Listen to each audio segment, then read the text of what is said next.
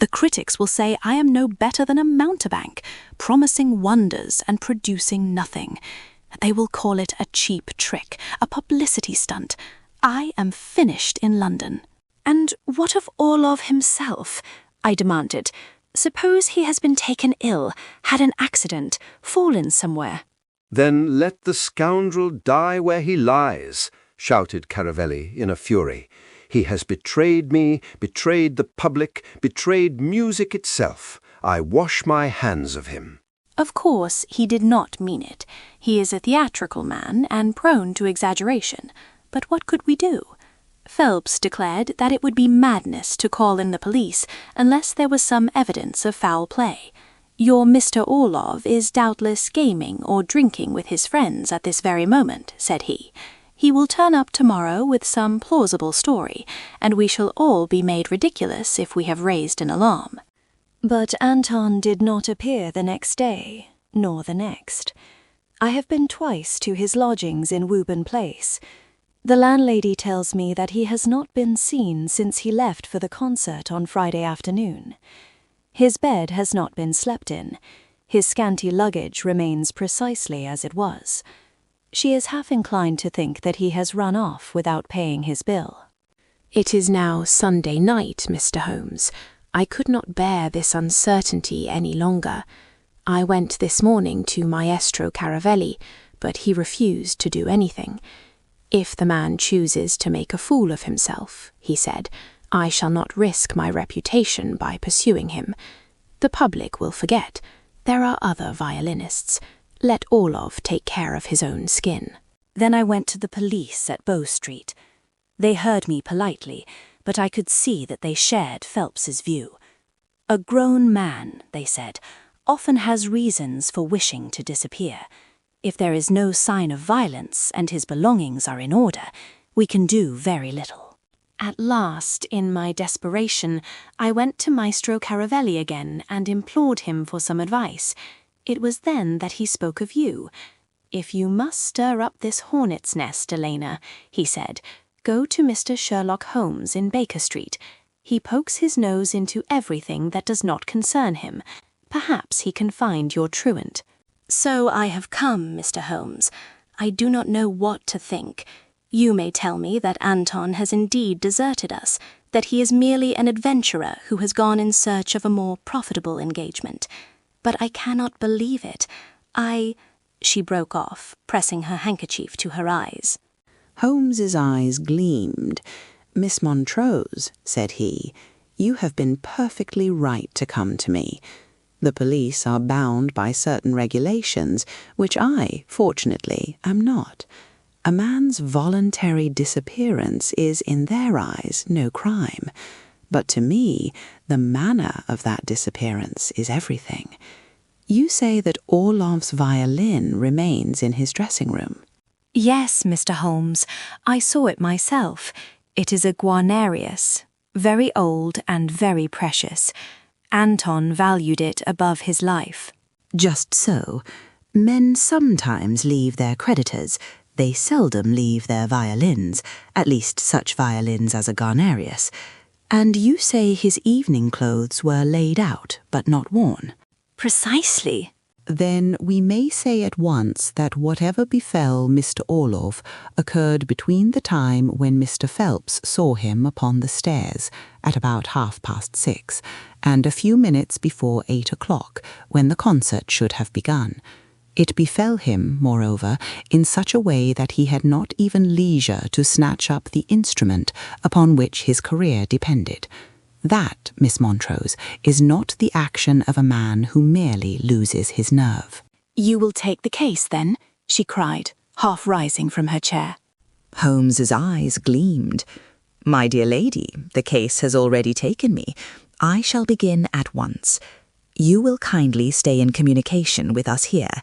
Any message that reaches you, any rumour or scrap of information, however trivial, you will send or bring to Baker Street without delay. I shall, with your permission, ask you further questions as our investigation proceeds." "I am at your disposal, Mr. Holmes." "Excellent. And now," he consulted his watch, "it is not yet 9 o'clock. The Queen's Hall will be closed to the public, but Phelps, as manager, may still be there. Watson, if your professional engagements do not call you elsewhere, I should be glad of your company. There is no instrument so useful on a case as a sympathetic ear and sometimes a practised eye. "You may count upon me, Holmes," said I, reaching for my coat. "Then there is no more to be done here at present. Miss Montrose, I shall report to you at the earliest opportunity. Meanwhile, I beg you to avoid alarming Orlov's acquaintances unduly. The fewer tongues are set wagging, the less warning any enemy he may possess will receive." Our visitor rose and drew down her veil once more. The agitation with which she had entered seemed somewhat relieved by the certainty of action which Holmes's words implied. "I thank you, Mr. Holmes. Dr. Watson," she said, holding out her hand. "I feel already that a weight has been lifted. If anyone can find Anton, it is you." Holmes bowed her from the room. We heard the sound of her light step upon the stair, followed by the closing of the street door and the rumble of wheels as her cab drew away. For a moment Holmes stood motionless upon the hearth-rug, his eyes half closed, his long, nervous fingers moving as though tracking some invisible pattern in the air. "Well, Watson," said he at last, "what do you make of it?" "That Orlov has unquestionably come to some harm," I replied. "No man abandons his livelihood, his fiancée, and his violin without a word. The fellow in the dark ulster, surely he is the key to the whole matter." Holmes nodded. A rough and ready diagnosis, but upon the whole a sound one. There are, however, several other factors which must be kept in view.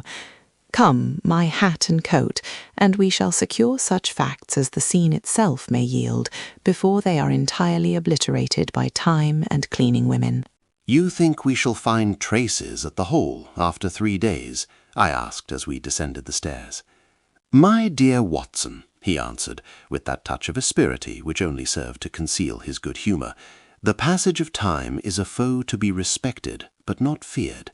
3 days is an eternity to the Bow Street police. To me it is only a mild handicap. Let us see what the Queen's Hall can tell us." The rain had ceased as we emerged into Baker Street, but the pavements were still glistening and the air heavy with the damp odours of the city. A hansom carried us swiftly through the gas-lit streets, past the darkened windows of respectable houses and the warmer glow of public houses and music halls, to the section of Langham Place where the Queen's Hall then stood, a stately building whose noble interior was already winning it a place among the chief musical centres of London. The great doors were closed. Only a faint illumination showed through a side entrance, where a solitary gas lamp burned above the stage door. Holmes paid the cabman and strode up to it, his long coat flapping behind him. At his knock, the door was opened by a grizzled porter, whose features bore the stamp of many winters passed in attendance upon the whims of London's artistic world. "Hall's closed, gentlemen," he growled. "There's no concert tonight. Come back tomorrow, if you please."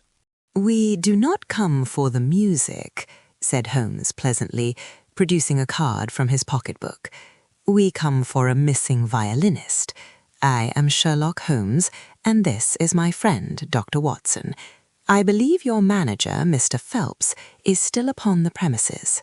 The porter's small eyes, which had been suspicious, grew more respectful at the mention of my companion's name. "Oh, you're the detective, are you?" he said. "I heard as how a young lady was going to fetch you. Well, Mr. Phelps is inside, right enough. You'd better step in, and I'll send word." We were shown into a small lobby, smelling of dust and stale smoke, while the porter vanished along a passage.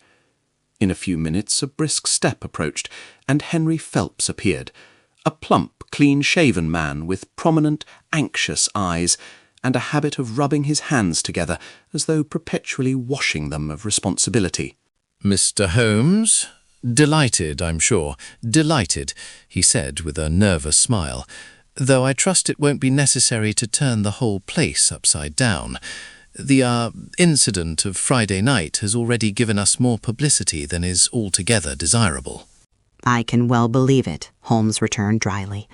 "Nevertheless, Mr. Phelps, a man has vanished, and it is my business to understand how. You will oblige me, I am sure, by affording every facility for an examination of the scene." "Certainly, certainly," Phelps agreed hastily. "We are all as anxious as anyone to see the matter cleared up. This way, gentlemen, if you please." He led us along a corridor dimly lit by gas jets turned low, the echoes of our footsteps hollow upon the flagstones. Through a swinging door we entered the warren of passages and rooms which surrounded the great hall itself, dressing rooms, store closets, green rooms, and the like.